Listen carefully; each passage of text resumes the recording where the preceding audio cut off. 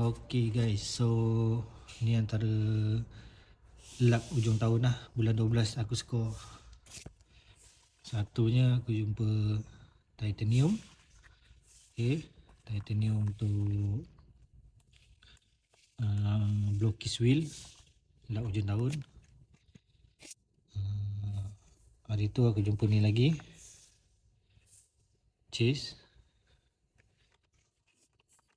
Sama juga, chase ni memang semua harga pack lah. Lepas tu aku jumpa STH dekat 7-Eleven.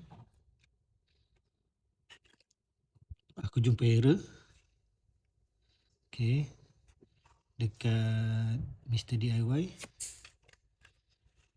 And paling latest hari tu aku skor RLC dengan setiap pembelian lah RM100 dekat Al-Ikhlas Gadget, okay, AIG Bangi. Dengan paling baru lagi aku skor kat 2 bintang Bobo Boy dekat 7-Eleven.